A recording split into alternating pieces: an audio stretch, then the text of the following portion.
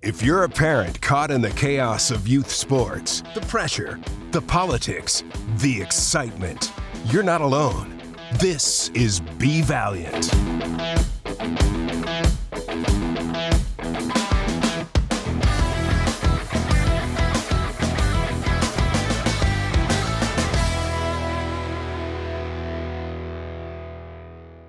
Welcome to another episode of Be Valiant, powered by Valiant Sports Society. I'm your host, CEO and founder of Valiant Sports Society, Todd Merkow. And I say this every time, but I've got to say it again. I have another great episode for you. And this one worries me a little bit because I know we're going to have fun. This is an old friend of mine, and we have had fun ever since we knew each other. There are obviously parallels in why she's sitting in the chair. She's a sports parent, has been through the journey, so we've got some great stories. Her dad was a Major League Baseball player for the Chicago Cubs, who some of you may have heard of. He's in the Hall of Fame, Ron Santo. But her two boys are really at the center of this discussion. We worked together, just to get back to where the fun came from. We worked together when we were establishing a regional sports network in Arizona. And boy, oh boy, did we have fun. So I'm a little worried that I'm not going to be able to keep control of it, but who knows? It's just the way it is, and hopefully you'll enjoy it. But I want to welcome Linda Santo to Be Valiant. Thank you for being here. Hi, Todd. I'm very excited to be here, and we are going to have fun. And I love the topic and the work you're doing. Thank you very much. I'm glad you're sharing. And who would have thought 30 years ago, when we were creating havoc in the sports media space, that we would be sitting here today on a podcast, video and audio, by the way, on our YouTube channel, and we would be talking about sports parenting and the craziness that we went through. We've been through a lot together. Yeah. And you were my boss. Yeah. Well, and but it was funny because we were also young. Yeah. At the time. Yeah. And running this massive network. Yeah. And you were at the helm, and you were all of the age of 31. Yeah. And it was like with no kids at the time. Yeah. Yeah. But we went through that journey together. Yes, we did. Our oldest are the same age. Yep. So. Yep. She's constantly been trying to get them to get married. We were trying. That happened since day one. Well, we tried when they were younger. Yeah. We thought that it could have been a match. Yeah. But, you never know. Okay. Well, here we go. We could be related. The roller coaster rod has just gone down on together. me. And they've just told me, keep your arms and legs in the car. All right, well, let's start here. So where I want to go is, let's start about your youth. Let's talk about, your family environment, your brothers, your dad, obviously, and your mom. And I know you were athletic. Just fill that in as the beginning of all this. Well, obviously, it was a unique life. When I was born, my dad was kind of on the tail end of his career. My brothers are 6 and 10 years older than me, so they were really in the height of him. And so I spent most of my life, my dad was actually out of baseball. And back then, this was pre-free agency, he actually had to work in the off season. And after baseball was done, he retired. He actually had a quote unquote real job that he went to. So I had a different perspective of my dad at the time, outside of the memories and him talking about baseball. But we were obviously a sports family, and I wanted to be like the first girl to play in Little League at that time. And but I did make my way into softball, and I was a figure skater. I did all sorts of things, and that career never ended. Never made it because my mom wouldn't. I take wish me. I'd gotten video of you on skates. I made it through one big show and tiptoe through the tulips, and I fell. And then it was done. And my mom refused to take me to the rink at 5 a.m. So I gave up on figure skating, but I did pursue, obviously, all the other sports. Yeah. But later around, right when I started college, baseball came back knocking on the door to my dad, and in a different role, and that was to be a broadcaster. Yeah. So from then on, for the next 22 years, I got to see my dad become a broadcaster for WGN radio as a color commentator, which was big for him, but it really brought his name back. And for me as his daughter, his playing days came back to that. And a little bit, he was always dad to me. And obviously I heard these great stories, but once he became a broadcaster, it's just like he just hit a whole other level with the city of Chicago, with the Cubs, and you could just see his true passion. And he was really good. He carried The weight of the team. Yes. His passion came through. Yeah. You know, he's a little rusty at first when Yeah. he was on the radio because they had to hit the cough button a lot of times because, you Yeah. know, he may say, a couple swear words Yeah. in his frustrating moments. But yeah, he started with Tom Brenneman and Bob Brenly, Yeah. ironically. So those were his two guys in the booth. And even Harry, he would come over to radio for 3 innings and be with my dad. So he had that experience of even broadcasting with Harry Carey. But from there, he got himself back into the game, and the Cubs, just loved him. Of course, I think they would have loved him down in a manager role at some point, but he just knew he was too emotional, and he loved being in the booth. Yeah. And that was just his love. And so it was fun to see that. Yeah, and he was always very passionate about the game. So as you're growing up and you're playing, I mean, your mom doesn't want to take you to figure skating at 5 a.m., but where's your dad in all this? I mean, and really both of them. I mean, where are they in your youth sports journey? What kind of parenting are they giving you as you're going through these sports? Well, different generation. Well, for sure. I mean, with all due respect, they were a little more absent, right? Yeah. They didn't drive us to practice. I mean, they dropped us off at practice. They Right. didn't stay. They rarely went to any games. My dad, especially, I think with my brothers, they would say, he would go out, he'd drive his car and be like outside of center field and just be parked watching my brothers. He didn't want to add that pressure. And he wasn't as involved, even in kind of like helping on the side. I think he took this approach. Generation, it was kind of not a thing to be involved. And I think he took it a little bit of a step further. I think my brothers would have said they probably would have liked his take on it more and his guidance in it. Not that he didn't care. He loved him, but I think he felt it was adding too much pressure at the time. Mm-hmm. So again, when it came to me, it was more of kind of like, if you want to do it, great. But there was always that passion. I think that was innate, which I'm grateful for. For whatever I did, I never did it at any huge level to go play at college. I wanted to have too much fun. So it wasn't something that I was disciplined with, but there was always passion for something. Could you have? I mean, was if your ability if I had stuck to it, and I feel if I had picked one or two sports, what was that? Softball? And actually, I just don't even know if it was sports. I love dancing, to be honest with you. Okay. I was a good dancer, and that's where the figure skating, we joke, but I look back and I'm like, had I stayed with dance, I think I could have gone to a competitive level there. I did end up playing tennis. Could I have done softball? I wasn't built for softball back then. I mean, those were strong girls, right. So, but I always was good with the balance over the hand-eye coordination. Yeah. But I had athleticism to do good dance. Yeah. So I feel like I do wish if I could have done something, but they didn't push. It wasn't like stay committed. It was kind of like, kids will go through things. Well, I'm frustrated. I had a bad day. I don't know. I want to do this anymore. Okay. You don't have to. Right. Versus. For sure the pressures weren't there the same way. Versus, no, you got to stick. You committed. Yeah. There was We're a lot of this much money. You got to, If you leave it up to a kid and the kid's like, well, I don't want to do this anymore. I'd rather do this. Then, back then, or at least with us, it was kind of like, all right, then you don't have to do it. Yeah. Versus you committed to something and you just see it through. Right. And I think there's a lot to say about that. Well, that for sure. And I think, a lot of what we talk about on this show is, and it's the same thing. It's the same history. It's generational. But it's generational in a sense that, and it's not the old guy here, me saying, oh, we got to go back to the way it was.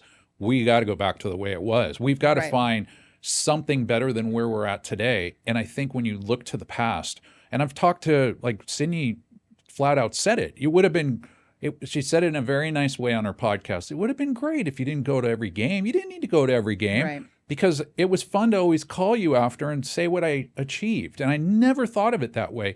And mine was more about the absence of my dad, probably more so than anything else, because he was in another state, divorced parent. And I wanted to make sure my kids knew that I loved them and I was going to be at everything. I wasn't crazy and I wasn't any of that, but it was probably still the wrong reason, right? And the point of this is where we grew up, having less is actually better. It's more for them. It's more for them on what they can get out of it and not being in attendance. I think there's a middle ground, like anything, right? Oh, the for sure. pendulum always swings. Yeah. Right. I think when you look back, like, of course, there's all these nostalgia videos that come out now. You can see on social media of like what it was like living in the 80s. And yes, it was wonderful. Yeah. But there's a reason there's seat belts today. There's a reason there's, there's Uber drivers, right? I mean, there were things that were just a little bit too lawless. Yeah.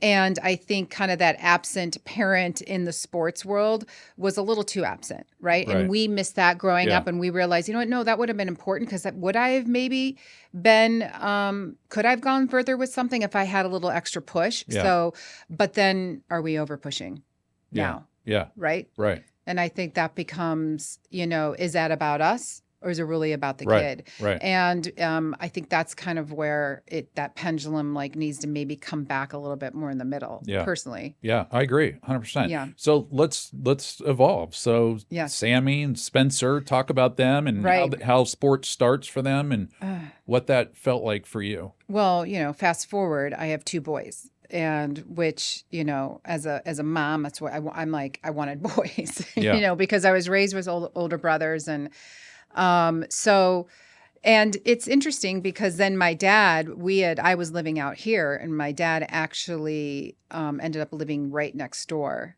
to us. So we shared a wall. We had a gate. Yeah. And Sam is 6 years older than Spencer. So Sam really had my dad next door.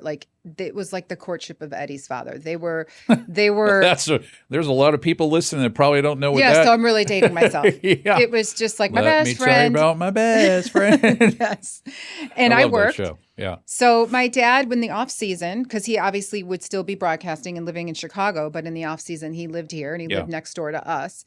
And I would be working, and Sam's dad was working. And so my dad was like his built-in babysitter, and they'd go to the park every day, and I'd come home, and Sam now this is where it gets interesting. Now my dad's involved in baseball, right?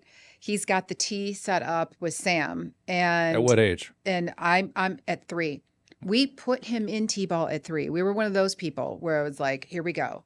But I'll tell you what, the kid was a natural. He was switch hitting equally on both sides, left and right. In T-ball. It started in the backyard, and then we went and joined a T-ball team, and he's switch hitting. Yeah. And it was just natural. So he was equally swung the bat as good at left as right. Now he was a righty with writing, but with swinging a bat and a golf club. Was a lefty. Wow. So what did he throw with? Right. Okay. And that wasn't anything we taught. He just did it. He was on the tee, and then my dad's like, oh my gosh, he's hitting from both sides. And I'd come home, and he'd be, playing with him, throwing the ball to him. And then obviously as he got older, and to the point where you're like in Little League. Now again, Sydney and Sam's age, Little League was still like a prominent place to play the game. Right. Club was starting to, the Cal Ripkens were coming. Should still be a prominent place to play, but it was really still like, okay, the good players are playing on Little League. Some club was going out. He had a friend who was a phenomenal player that was his best friend that my dad, he was a neighbor. My dad called out right away that he would play long term. He could see it when he was young. He went into a little club team, but came back to play in majors because that's how cool it was to still be in, or not cool. It was just a good place to be in Little League. So by that time, yes, you're seeing more skill involved, and you're in coach pitch, and it's more competitive. And my dad was involved. I got Sam a pitching machine, and was working with him and giving him advice. So and more this so is all than happening in Little League. In Little League. So this excitement that's happening, this development of talent with you, and even I'm assuming you hearing it from your dad too, is getting you excited, seeing it on the field. Right. Like, where is the expectation going in all this, and what decisions are you making based on this idea that, oh my God, he's really good, he's switch hitting, he's like, what is that doing to your mental framework and the decisions that you're making? Right. I mean, you're thinking, well, first of all, you're raising the game. And baseball just is, even to this day, like, I get emotional when it comes to baseball. I have such a love because it's a connection to my dad, know, and it was such his way of life that it was when I saw, here I have a boy that's going to play it. First of all, I kind of feel like, would they have had a choice? Because I think we would have been wanting them to play it. Like I said, I'm sure there's a lot of me that wanted that more, again, more because of my own connection and love for it. But it just so happens my kid has this kind of natural skill. So yes, you're doubling down on it. And then I've got my dad right there. And now I'm tapping into my dad, like, oh my gosh, tell me more, like, these stories. And he just had not only a gift for it, he had a gift of an eye of even watching it and as a coach, but he's now a grandfather, right? Yeah. It's different. And we always laugh, like, if our parents, both of them, had been like this to us when we were growing up, oh my gosh, what would have been the potential as much as he was investing in his grandsons. But it's different as a grandparent. So anyway, it was interesting and really fun. So he went to every game and he would sit in his one chair, which by the way, I still have to this day, that a fold out chair. And he would sit between kind of right by the on deck circle, right up against the fence to watch Sam. And, these coaches, these parents, now it's starting to get competitive at this time. You're starting to see these grown men and fathers, just getting super competitive with each other. And chirpy. And, trying to fix these kids' swings at the ages of 10 and 11. Right. And I'll never forget, my dad was sitting in his usual spot and he'd sit there quietly and it would be fun. He never said anything. He wouldn't, a couple of times, but privately. But he'd sit there quietly. And what was fun is everyone started knowing who he was. Right. So there'd be lines, at the little league fields of him signing balls, and he loved talking to the families. And that's awesome. He would see some other players come in, and some of them he'd be like, "Oh, that's a hot shot." He'd say comments like that. But there was one coach that was telling Sam to, I don't know, adjust his swing and something of his stance and where his hands were. And Sam comes up to the plate. And before he approaches the plate, my dad calls him over to the fence and he says, "Come here." And Sam comes up, and I was sitting next to my dad, and he said, "Whatever that guy just said, don't do anything. Don't do any of that. Don't listen to him. Just go up and hit the ball. You're 11. Yeah. Just go have fun. Yeah. Just go have fun." So he's like, he had turned to me at that point. He's like, "This frustrates me. These kids are too young to be worried about where their hands are. They just need to have a rhythm of a swing at that point. They just need to get the feel and hit the ball, before you start working on technique." So that frustrated my dad. He's like, he called them. I'll never forget. He goes, "That, honey, those coaches, those fathers are what we call frustrated athletes. These are the guys that didn't make it, or maybe it was their pipe dreams. And so here we go. I'm going to go make sure these kids." So I got to ask you, if your dad was here today and he was sitting in that game, right? Yeah. And saw, because it's evolved even more. I mean, kids at that age are so mechanical see the videos on social. They're everywhere, right? They're so mechanical. So that whole thought process of just go up there and hit the ball, find the rhythm, and just and don't think about anything else. What do you think he would say today? Not even today do I think about it. Think of all the years then ahead after, we ended up losing my father in 2010, and Sam was almost 12 at that time. So it wasn't actually much further after he was having those conversations with Sam that he passed away. But so we were talking, that was 2009. Yeah. And then, yes, I had to continue on with both my boys. And within 2, 3, 5 years, and then come my second son, I thought about it all the time. Yeah. In fact, I tried to keep myself in a good place and perspective to be a good balance for them, thinking all the time, what would my dad say right now? Because this is a little out of control. Right. Because now you're right. Control. Yeah. Because now you're right. Yeah. There's professional coaches helping 8-year-olds and 8U, 9U. Yeah. That still kind of wasn't going on with Sam, more so with Spencer, but where they are adjusting their swings, and you got to figure it out now. In fact, I ended up investing in Spencer for that probably around that age. So here I was doing something that was already going against what my dad would have felt. And he would have been, I think he would have been frustrated. But also, I don't know, would he have been, like, okay, well, this is the way it is, and I want my kid to succeed. Yeah. Or my grandson.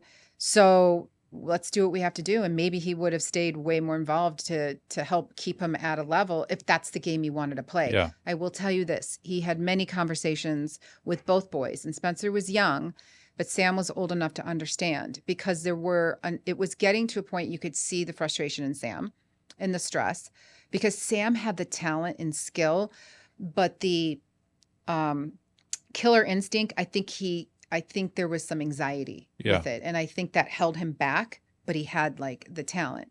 And he was a little bit on the smaller side until, of course, now he's 6'2". Right. But he was a late bloomer. But my dad would see some of that frustration sometime. And that's your grandpa telling you what to do. So they would spar a little bit. Yeah. And, my dad would say, look, at the end of the day, you don't have to play the sport because of me. Yeah. Don't feel because I did, you have to do this. And because it's not easy. And he always said that this is a hard sport. I was lucky. I was born with a gift. And I don't know how I got that gift, but I had a gift. And so he wanted to make sure that there was no pressure to do that. And he's like, sometimes I feel I made it look easy, but it's not. He said, all I care about is that you have fun and you have passion in whatever it is. Yeah. Baseball or whatever. Yeah. Baseball was all we knew. Well, and I wanted to ask you that. So he comes out of the womb, Sam, swinging from both sides of the plate, essentially. Do either of them get into other sports at that young age, or did they hit the baseball path and then it just kind of stuck and that was it? So there was no other introduction or play in other sports. Sam did. It was just straight baseball. Spencer, we tried others because he was so aggressive. He was just a go out and fight and kind of a overactive, hyperactive kid. So it was like, okay, we think maybe he needs to be like, we tried soccer. He would kick the kids. So like, okay, that's too much, and then it was like, okay, let's put him into football, flag. Right. And that's where he excelled. He actually went up and played up until he got into pads. And then it got a little too like, okay, this is like wide-eyed. Once you're in pads was like, that was too much for him. Yeah. He was even in karate because he had to control this urge of just like overplaying and getting almost a little too aggressive on the field. But baseball was such a discipline, and it took him a while to understand that discipline of those mechanics because it's such a hand-eye coordination thing. And I think that's where Spencer struggled. So he needed training and coaching and that hand-eye acceleration. But what Spencer had was drive and hunger. Like he's like, I want to go be like somebody big in this. Right. But the skill was a little harder for him. Yeah. So it was literally almost the opposite. Like together, I probably would have had a golden goose if they molded Sam's skill and Spencer's fight and drive, and work ethic. I mean, Spencer was working day in, day out. He's the kid in the backyard, hitting the tire and working on his swing. But the connection was tough for him. I mean, is there a love of the game that you talk about drive, but to me it's almost, and don't want to suggest Sam didn't, especially growing up in this family. But do you think there was more passion just based on the circumstances for Spencer in baseball than maybe Sam? And why is that, if that's the case? That's where you start to look at personality makeup, you're right. And because I did not raise them any different. They're just different personalities. Yeah. Sam is just a little bit more of a laid back guy. Yeah. And Spencer's more intense. My dad was an intense guy. I was a little intense. Yeah.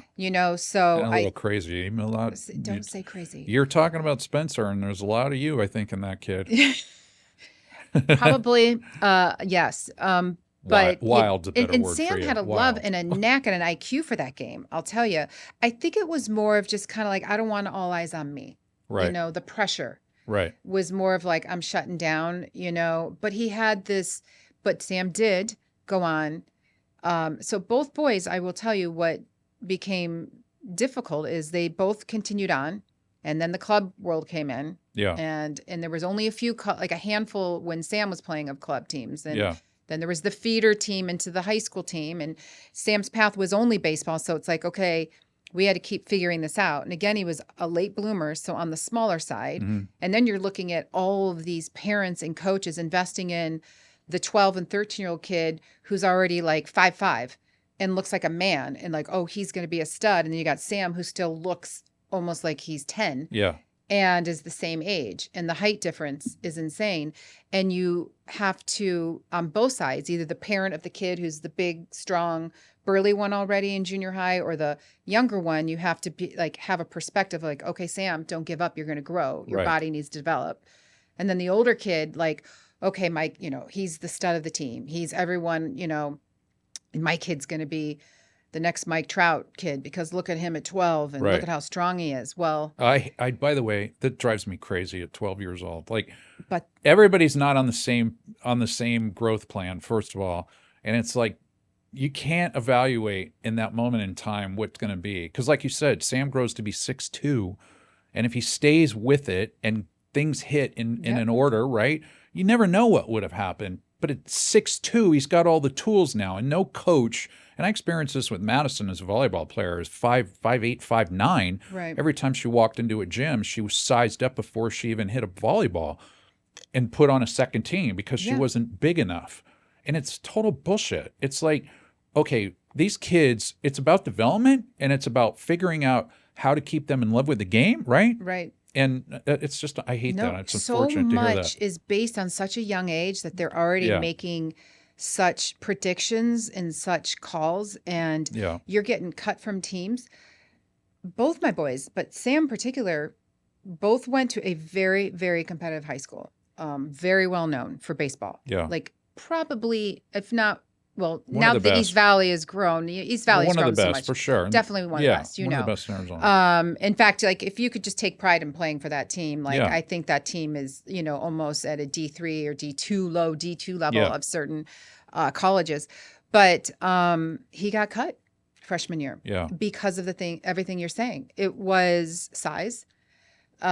He was, and like, are we taking a team of 16? Or are we taking a team of 20? That was always the challenge. By the way, is this varsity, JV, freshman? This is JV. What are they? This is, So, it was, but once you're in the program, you're in the program, but that was tough. Especially when you've put your whole life up into that point and you've invested in it. You've obviously grew up around it. Yeah. And then you're also carrying this name. I mean, people knew who Sam's grandpa was. Yeah. So you as a parent now, we're skipping over club, but since you brought it up, where are you as a parent now? You got your dad's voice in your head. And how are you handling this situation? How's Sam handling this situation? It was devastating. I'm sure. And Sam with club again wasn't as strong with Sam. We can talk club with Spencer because that was where I got. That was way different experience. But that was devastating. It was for him. Uh-huh. And you're just at that moment, like at that point, it's like, next to lose. And he had just lost his grandpa, 4 years earlier. 2 years earlier. So, it was hard on many levels. And I saw it in his face. And it was hard on us as a parent. It was. Oh, sure. I was like. Yeah, I mean, you're a baseball-loving family, and then that happens. Right. Yeah. And he was good. Yeah. I mean, trust me, he was a good player. He had talent, and he was a good teammate. Mm-hmm. Everyone loved him. Sam was always, one thing I will tell you is all his buddies, he had the biggest group of friends. They all loved him. They were devastated. But it came down to he and another friend were cut who's, ironically, his parents were coaching the club team that fed into it. So it was, but they were the smaller boys. They were, underdeveloped. By the way, that kid is 6'3" too now. Yeah. So I understand for coaches, it's a tough call to make because when you're working in a competitive organization, it's about winning. Yeah. And you're seeing these guys that are still kind of looking like, they're prepubescent versus these other kids. And you got to make a call and you got to put a winning team together. I appreciate that. I was never really angry at the coaches. Like it just sucked. It was the hardest thing we'd been up to at that point in our life. But I'll say it. I mean, JV is a development squad. JV is not about winning. And if they're doing that in high school, which they are, I know they are, that's one thing. But you should be looking at players on the JV. And if there's a freshman team, you should be looking at players that you put in the pipeline that have the ability to develop into something that can be varsity a couple value. Extra guys, but they were just like, but their perspective as coaches where if we take 20, okay, then we know guys are sitting and they don't play, and we have to hear parents complain and complain and complain. And it becomes such a problem for them that they're like, or do we just take 16 to 18 and that's it? Like, those are good. Those kids are going to play, because otherwise then we're not dealing with parents. So it always goes back and forth. And yes, I'm from the perspective of like, take 20. They're 15-year-old kids. Yeah. You know what I mean? And develop them. And you take you never 30 and make 20, make the squad on game week. Well, and if you're sitting here, there's so many ways to work around that. And if you have a kid that's saying, I don't care, I'll sit, I just want to learn, get me in the organization and let me practice. And then let me get to that point. Yeah. And then, by all means, watch him grow. Yeah. So as a parent in this, still talking high school and this getting cut, so you've got the gut punch as well. Mm-hmm. You guys, I believe you don't leave the school, which a lot of parents would do, to go find another. A lot of the baseball. More so do it now. Yeah, for sure. But you stay the course. Sam stays the course. And his high school career ends up as what? So he stays the course. He goes back. He found his way to soccer. It was never played soccer. Yeah. But at the time, the high school, club soccer was way bigger than club baseball at that time. That was like, again, soccer, the high school soccer team wasn't as a big deal, but the high school soccer team had a new coach and he was trying to build the organization. And so Sam had a couple friends who played both baseball and soccer, and they were like, come try out. Yeah. And he was like, okay. And again, he's just a good athlete. And he makes the soccer team. So, and that picking him up, and he was waiting for his card at the soccer field, fast forward, because that's more of a winter sport. Yeah. And to see the smile on his face when he came running out, like, I made the team. Yeah. Because he just put himself in clinics, and then he's in the backyard just kicking a soccer ball nonstop. And all of a sudden, now he's growing and growing. He does go out sophomore year again for baseball. And I think he got cut again, Todd. Like, I think he got cut again. I can't believe it, because it was all so devastating. But he had the soccer to back him up, so he was kind of okay with it. Mm-hmm. But he was still growing. And I think at that point he was like, that's it. I'm just going to play soccer. And all of a sudden I'm like, oh my gosh, he runs like a gazelle. It's super fun. And then he started growing. And really, Sam's story ended up pretty remarkable. But he ended up just having still a love for baseball. And the baseball team loved him so much still, because he still went out every year. He still went and played and tried out. He just wasn't putting as much pressure on himself. Yeah. Then they're like, hey, do you want to manage our team? So he's like, sure, I'll manage, because all his best friends were on the baseball team. So he played soccer, managed the baseball team. And then senior year, he's 6'1", 6'2", he makes the team. And, at that point, he's playing to have fun and be with his buddies, and they go all the way to state, and they come in second place. Is he playing? He's playing enough. He's not a starter, right? But he's playing enough. Yeah, but it was okay. He was having fun. Yeah, he was starting in soccer. So he was playing both. Yeah. So here he was. He ended up really kind of like a multi-sport player. Right. Varsity, by the way, both. Yeah. So he ends up graduating with 2 varsity letters. Yeah. That's awesome. So, all is good. And he knew going into college that I'm just going to go to college. Yeah. Right. This isn't going to be, now he's playing softball more recently, and he's like, maybe I should have really stuck with this, because he's killing it, but. So let that's the oldest. We got it. We've jumped over club, and I definitely want to come there, but because we're on this path with Sam. So getting back to the early days, and he gets in this baseball track, and I want to, for parents listening, I'm a huge proponent on multi-sports, how we grew up. Right. I do believe, and then when I said earlier in the show, this is where we got to go back to, and we've got to find a way for kids to be in multiple sports as long as possible. And I truly believe that I'm trying to get more data talking to coaches. I had a former college basketball coach, and she wanted multi-sport athletes. That if that message were to get to parents in the youth sports space, that's critical, I think more of them would make decisions to put them there. And in this case, Sam gets the benefit of playing a sport that brings different attributes to the body, to the skill set, and it probably ends up paying off for him in 2 ways. Physically, it helps him, right? But mentally, it also helps him, right? Right. So he found another outlet to be competitive where he wasn't necessarily having what I like to call the happy moments. He finds soccer and he finds the happy moments, and then he goes and reapplies back to baseball. And he gets the happy moments again. And this is why we have seasons in sports. This is why we have seasons in youth sports, and why these kids should be going from whatever they play in the winter to what they play in to the fall, to the winter, to the spring, as opposed to playing baseball year round. There is no benefit. I don't care what anybody says out there. There is no benefit to playing soccer, baseball, any sport 10 to 12 months out of the year. It's stupid. It doesn't help them physically. It certainly doesn't help them mentally. And I think in this case with Sam, this is my assessment, by the way, because I think this is what happened to Sydney. Did they end up finding their best sport and their most passionate sport? I don't believe Sydney did. I think Sydney, and ironically, one of the questions I asked her in our podcast, what do you wish you would have done? She said dance. Yeah. Dance. And so, or basketball was another one. But I think, we get so rooted in the system, and that's the message I can't say enough to parents that are listening, is don't get rooted in that, because it's not the way out. It's not the positive way. It will work. It will work for some. There's no doubt, right? We've seen it.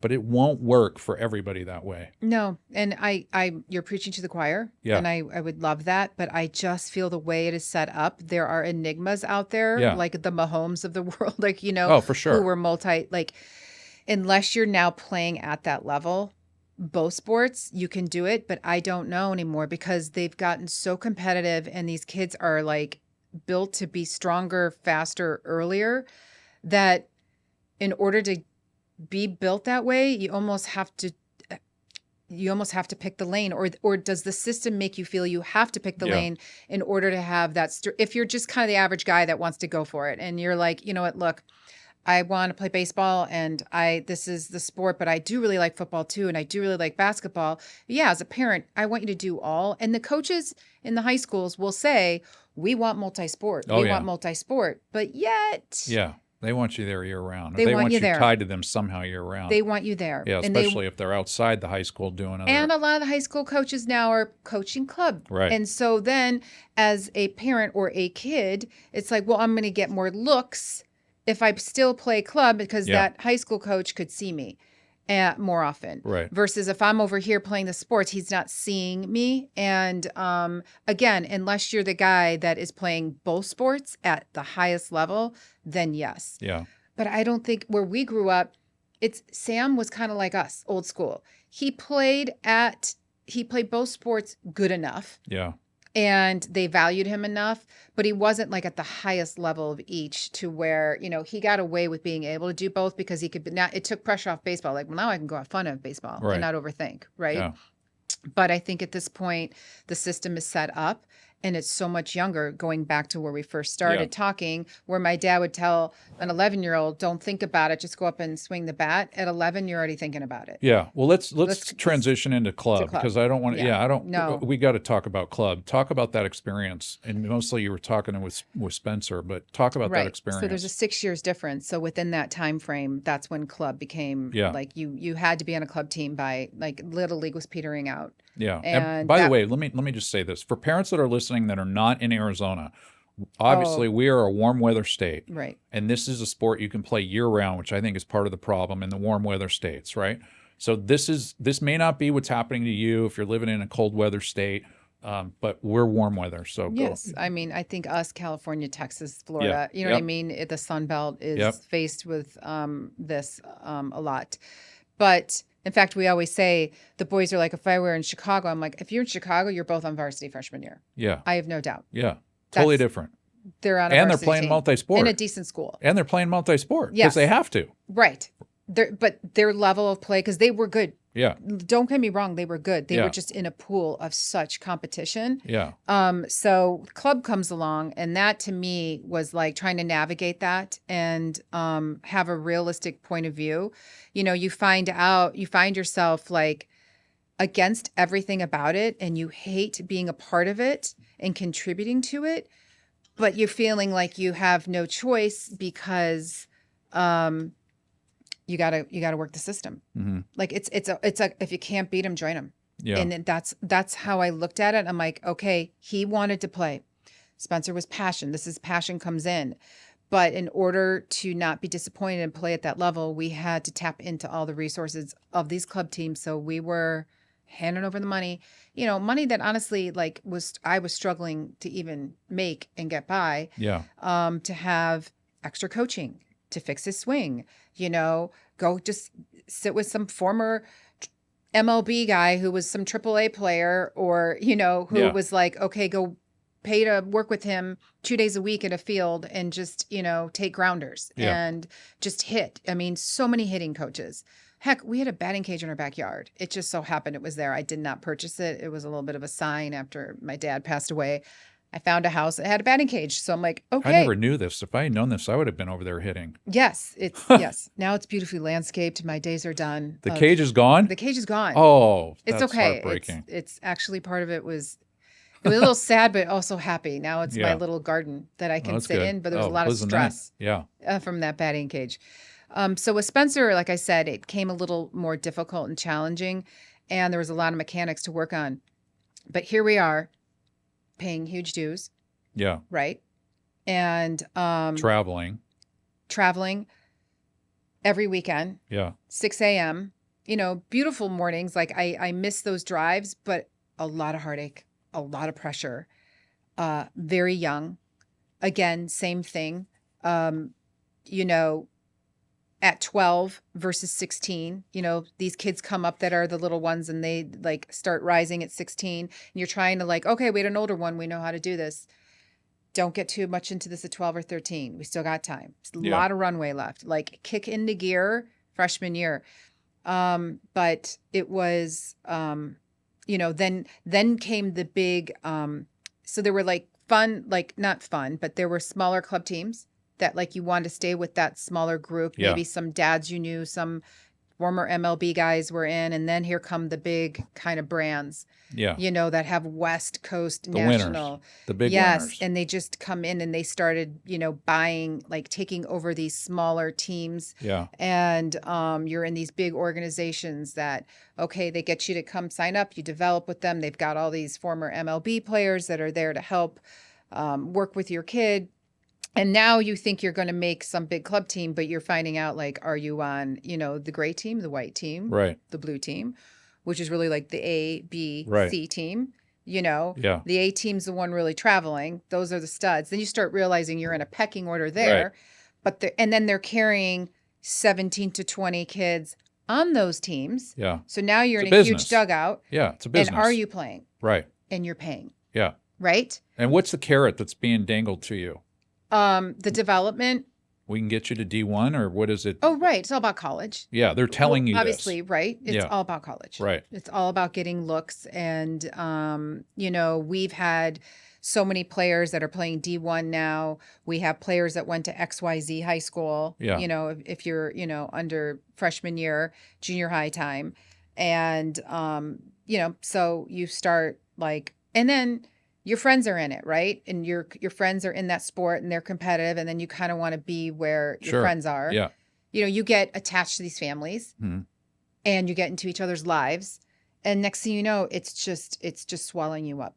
And there was so much stress in those days, and I remember of just even sitting with these families, and if your kid wasn't even performing well, or my gosh, he missed some sort of, play, or he's, didn't pull through and hit the walk-off at the time he was supposed to. I mean, you're just sitting there, stomach in knots, watching him. And it's just such a lot. I don't need to tell you. It's just a lot of pressure. No, I know. So you're going through all this, and what's the voice in your head saying? What's the voice of your dad inside you saying? He would have been like, this is too much. Yeah. This is not right. This is not how it should be. Right. This is too much, The rides home with Spencer, because Spencer was so in love with the game and passionate about it and smart about the game. Like, he got it, but he was an overthinker. Mm-hmm. He was an overthinker. So he's the kid in the weight room. He's working out at 5 a.m. before he goes to school and getting strong. And, and it just came in his hustle. Every coach loved him. Every coach wanted him, took him, and he was always on the tier of making the teams, on the edge, the cut edge. Yeah. but because of his work ethic, everything all through his high school baseball was everything you could say about Spencer is he would run through a brick wall if I asked him to, but was still not at that top level. And I think I know what kept him was his overthinking at the plate. He was ended up being a great defensive player, great outfielder, but just overthinking. And then you start seeing the stress, and he would carry the weight of the game every game on the way home. Yeah. And there were some things where I all of a sudden, they start telling you, right? Don't talk about the game. Don't ask him any questions, but I can't hold back. I'm like, well, what were you thinking? Like, I found myself being one of those parents. Yeah. What happened there? Or towards the end, I had to be like, stop being so hard on yourself. Why are you doing, if the whole team is not your one play, it takes the team to get, guys shouldn't have ever been in that position to where that pressure came on you, right? You have to have these conversations to where now you're looking like, are we having fun? Right. Are we having fun? All for the sake of like, I just want to keep pushing to see if I can get to that place to where I have the confidence. And it's all about confidence. Right. Now he gets cut freshman year. Again, another blow. Like, this is not happening again. Are you kidding me? This one has had all the coaches. Right. He's now being manufactured. I'm in the manufactured world. Yeah. I fell to it. Let's go. Who do I need? Who I need to pay? It happens. I mean, I did too. I did too, for sure. It's, and then, but he goes into the weight room. He goes to talk to some club teams in the off season to see who is taking, like, where can he get more reps? And then he gets bigger and stronger. He comes back. He makes it sophomore year. He even wins, becomes a leader on that team on JV. And he ends up even winning an award for most improved, so, but then by junior, senior year, he gets kind of in his head again, because he had a great year sophomore. He's confident. Yeah. He would go through spurts of doing really well, and then he would get in his head, the slumps, like when he got down, it was hard for him to get out of because of the overthinking. So it becomes now psychological. Did they have any mental health issues coming through all this? So it's funny you say that, because that's where I was just about to go, is like, now what we're dealing with is we need to be reading books on sports psychology. Yeah. We need to be talking to a sports psychologist. Now these roles are starting to come up in the club world. Oh, and for even sure. at the high school. I was searching for him for Sydney.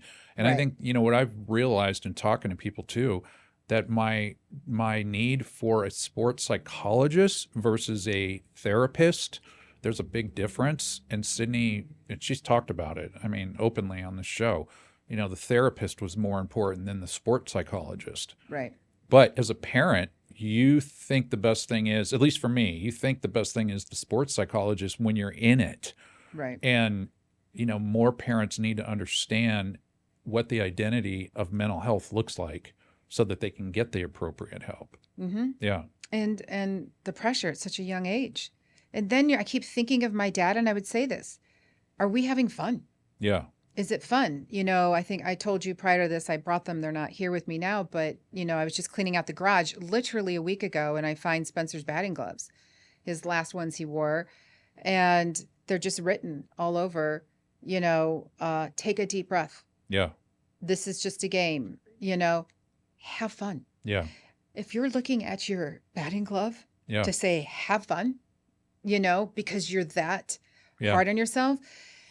Oh my gosh. Like I read those. I didn't know those were on there. Yeah. And he's in such a great place right now, happy at college and succeeding and still loves the game. Thank God. But, you're just like, wow. You don't realize how much, and I've found he had his stats written down on a notepad in his room. Like he just would keep his OPS percentage and, all these things to where, and then everything becomes social media. You've got parents when we were going. Oh my God, thank God I didn't grow up in that. Well, no, I mean, dads who have Twitter accounts promoting their kids for colleges to look at them, right? I don't know how to do this. Right. We weren't those people. He did actually make a couple of, some of these big, like 5-tool sports, like he was a 5-tool featured player that because he had a great game and because now these other platforms are there, Perfect Game, whatever, they're all filming at these tournaments, and then they're picking players, and then they post it, and then these kids share the post because you got colleges looking. Right. And you have literally, I find out the whole time these parents were in the admin of these accounts and promoting them. And you're just like, I can't. Yeah, we're scratching the tip of the iceberg. It's and I know what my dad would be like. If you're good enough, they'll find you. Yeah. There was so much self-promotion that was going on. And I know that would have been something that he would have looked at and said, enough's enough. Yeah. Again, if you're not having fun. And it's a confidence game. Yeah, for sure. I want to stop you on something that you said, and I want to emphasize, because I 100% believe it, and I say it, and the fact that it just came out of your mouth. If you're good, they will find you. If you are good, they will find you. You may have to do a little bit of work, but you don't have to do all of this crazy work. And in fact, I don't think coaches want all this stuff, and they certainly don't want it coming from the parents. That's for sure, and the coaches that I've talked to. Right. So, but if you're good, they will find you. Especially in baseball, if you are good, the scouts for Major League Baseball, they will find you. They will find you. And size. Yeah. The sport's changed. I gotta be honest with you. Spencer stopped growing at like 5'9.5". He pushed to 5'10". Yeah. So you start looking, unless you're, the speed of light at 5'10", you know what I mean? Or super strong. Yeah. It just becomes, that sport's changed too. Like they're looking for bigger players. So there's a lot there that, you start that it became really, it changed just even in the time that he was playing. Yeah. But it's, I don't, Todd, to be honest with you, when I look back and I have still some like PTSD from the whole experience because I just got myself in it. Hey, that's why we're sitting here. That's why I started Valiant Sports Society and Be Valiant. I get it. I don't know who's worse, the parents or the coaches or the system. Yeah. Because there are many coaches I felt for. Yeah. Even ones that have cut my kid. I get it. They're driven to a point because these parents have lost their minds. And being a child of a parent, a father who actually went to the highest level, not only to go to the highest level, he went to the highest level of the highest level. Yeah. Hall of Famer. Not many of them, yeah, right? Right. And raised us to say it was it's not easy to do. Yeah. And these parents you're sitting next to who are you could feel their tension and they're so in it and they're so convinced their kid's going to be this next level. And you're trying so hard to just keep it in perspective of and I tried to make sure my boys were aware of that. And I do think that in the end helped them to make a decision to move on with their lives. Could they have kept playing? Yes, but I think they realized to what capacity. Yeah. And, sometimes and so I think because of that, we had a better understanding and perspective of at what point do we think we're going to go all the way with this? Yeah. Well, to your point, I brought these stats because I brought it up before. My hope is we'll have baseball parents that are listening. And I want to remind everybody, and by the way, we're at an hour. Sorry. We did it that fast. We're going to wrap up here, but to remind all the baseball parents that are out there, there are 16.7 million kids that play baseball essentially today. 1 in 5 10-year-olds who will play will make a high school team. 1 in 5 10-year-olds who will play will make a high school team. From high school to college, 12% of high school players move on to NCAA baseball. Only 2% or less reach Division I. In college, to getting drafted, about 5% of NCAA players are drafted. At D1, it's closer to 16%. And if we're even going to get ridiculous here, to get to Major League Baseball and get drafted, roughly 1 in 5 drafted players ever appear in the majors. The numbers are against you, folks. The numbers are completely against you. Find another reason to have something to set as a goal in front of you, because a Division I athletic scholarship, Major League Baseball, the probability is against you that you're going to be one of them. I'm not saying you can't. I'm not saying it's not possible. I'm not saying don't be positive, because you may have a kid who's got some unbelievable drive. He may have some unbelievable talent. He may not have all the assets that he needs or she needs, but be realistic at what's in front of you and how you're guiding your kids to this. You were going to say something? A backup plan. And I think that's what we did. Yeah. Because both my kids are very successful in what they do. And I will say what I do appreciate is having to fight in that system and be seen, because they both always had to work extra hard. Yeah. They always had to work extra hard. So that has paid off in successes and what they're doing in their lives now as adult men. Yeah. You know, so I don't have regret on that, but it was very difficult. Yes. I think it's important for people, don't lose hope. Right. But be very realistic on this and think of the kid, because there's a burnout factor when you're pushing like this. Oh, absolutely. I've yet to know from both my boys, of all these kids that have been through, I don't know yet a professional. I know one that's in the minors, so in a professional level, but I don't see any, even those that have gone on to college. I can't still speak for Spencer's age because they're in college, but I still am not sitting here seeing kids who parents thought for sure D1, they're not in D1. Yeah, burnout is happening way too early. Right. All right. Well, we're at the end. I gotta. Sorry. Well, that's all right. We no, can it's talk good. baseball. You've told.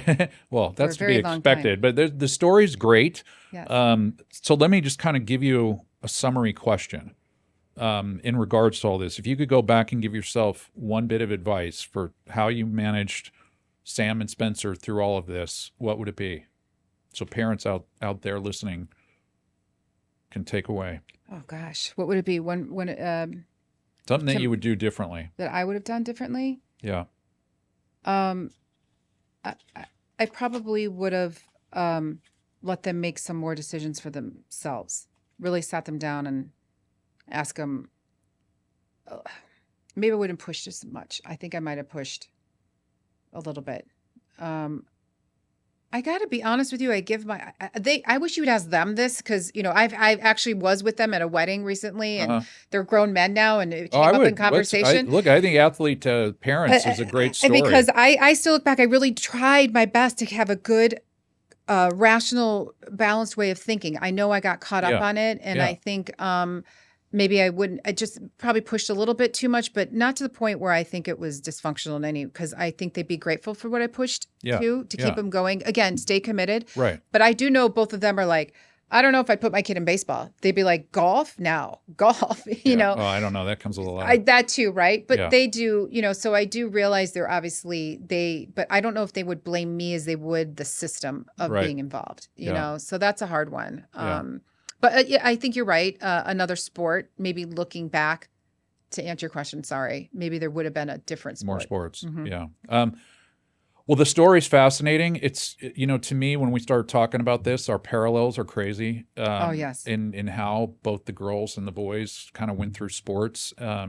It's unfortunate in a lot of ways. I mean, I didn't even talk to you about, you talk about their talent in baseball, and I've said this many times about the girls, and I think I've said this to you that you know, but my girls were like amazing at softball, like at the skills of softball. They could throw, they could hit, they could field, and they didn't want to play softball, right? And Sydney played for a brief moment in time, but you know, that was a bummer to me. But you know, whatever, they found other things that made them happy.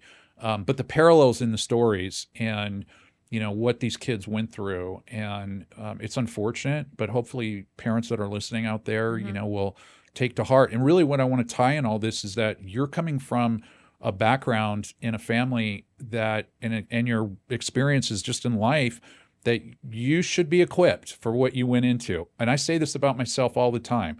You know, 3 years in, I'm looking around at the club environment. I'm like, what the hell is going on here? I'm not equipped for this. And same, you know, background, same, I mean, I have a Hall of Fame dad, but same, you know, skill sets. And, you know, parents that are out there and think they should know, you don't necessarily need to know. And that's why we're trying to create a manual or resources to help you kind of get through it. So, all right. Well, we're at rapid fire. We're at the end. Okay, so are you ready? Here we go. This rapid is the fun fire. Part. Okay. All right. Sam or Spencer, who took longer to get ready for games? Spencer. Okay. Best piece of sports advice your dad ever gave in one sentence? Just make sure you can have all the talent in the world. All that matters is what you have in your heart. Oh, I love that. Your youth sports soundtrack, which song instantly takes you back to driving the boys to games? Oh my gosh, probably Imagine Dragons with Spencer. Something Imagine Dragons. Okay. Sam? Oh my gosh. Sam, okay, I have to go back to that one. All right, well, let's come back. Sorry. One thing every sports parent should say after a game.